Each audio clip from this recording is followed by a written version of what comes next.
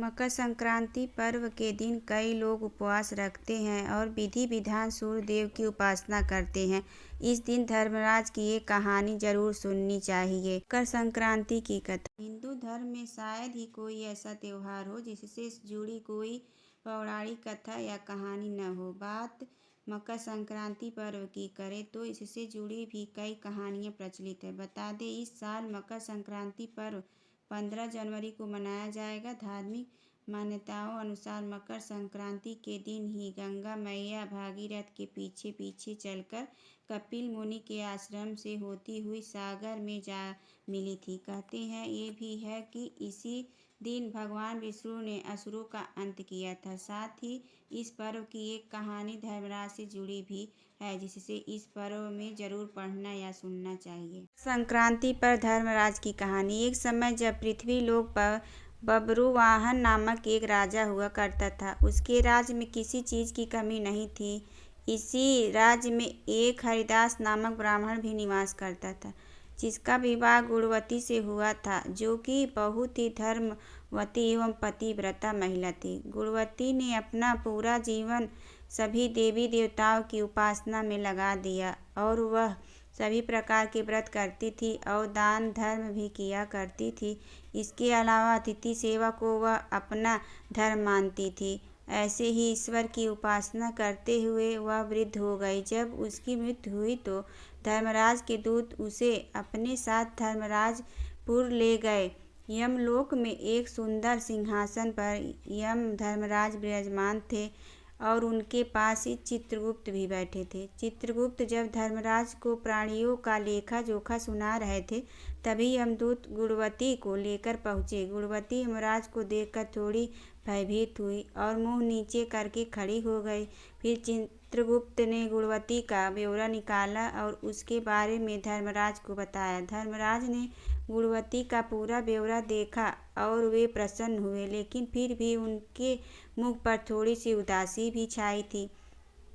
यह देखकर गुणवती ने पूछा, हे प्रभु, मैंने तो अपने जीवन काल में सारे सत्कर्म ही किए, फिर भी आपके मुख पर उदासी छाई है। इसका कारण क्या है प्रभु? मुझसे क्या भूल हुई है?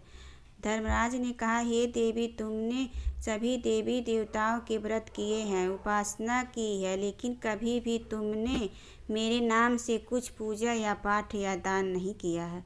धर्मराज की बात सुनते ही गुणवती क्षमा याचना करने लगी और कहने लगी, हे प्रभु, मुझे आपकी उपासना के बारे में कुछ पता नहीं है। कृपा करके मुझे ऐसा उपाय बताइए प्रभु जिससे सभी मनुष्य आपकी कृपा के पात्र बन सके। मैं आपके मुख से आपकी भक्ति का मार्ग सुनना चाहती हूँ और मेरी कामना है कि मृत्युलोक पर वापस जाकर मैं आपकी भक्ति करूँ और सभी लोगों को इस बारे में बताऊं। धर्मराज ने बताया, जिस दिन सूर्य देव उत्तरायण में प्रवेश करते हैं यानी मकर संक्रांति के दिन मेरी पूजा शुरू करनी चाहिए और उस दिन से लेकर पूरे एक साल तक मेरी पूजा करते हुए एक कथा सुननी चाहिए। साथ ही मेरी पूजा करने वाले व्यक्ति को धर्म के इन 10 नियमों का पालन अवश्य करना चाहिए।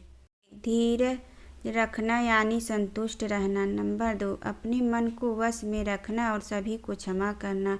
नंबर 3, किसी प्रकार का दुष्कर्म नहीं करना। नंबर 4, मानसिक और शारीरिक शुद्धि का ध्यान रखना। नंबर 5, अपनी इंद्रियों को वश में रखना। नंबर 6, बुरे विचारों को अपने मन में न लाना। नंबर 7, पूजा पाठ और दान पुण्य करना। नंबर 8, व्रत करना और व्रत की कहानी सुनना। नंबर 9, सच बोलना और सभी से अच्छा व सच्चा व्यवहार करना। नंबर 10, क्रोध न करना।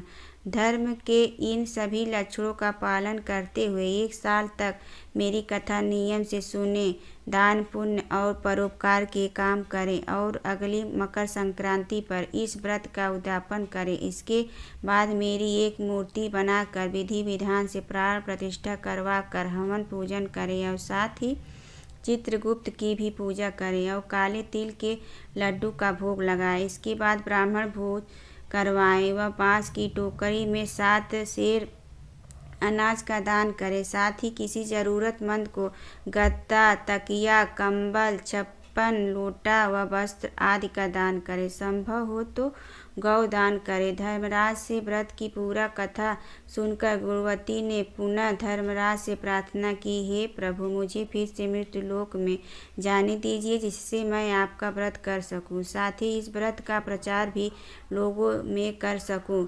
इस पर यमराज ने गुणवती को धरती लोक पर फिर से जाने दिया। धरती पर वापस आकर गुणवती ने धर्मराज द्वारा बताए गए व्रत के बारे में अपने पति देव को बताया। मकर संक्रांति आते ही गुणवती और उसके पति ने यह व्रत शुरू कर दिया। इसी व्रत के प्रभाव से उन पर धर्मराज की कृपा हुई और उन्हें मोक्ष की प्राप्ति हुई।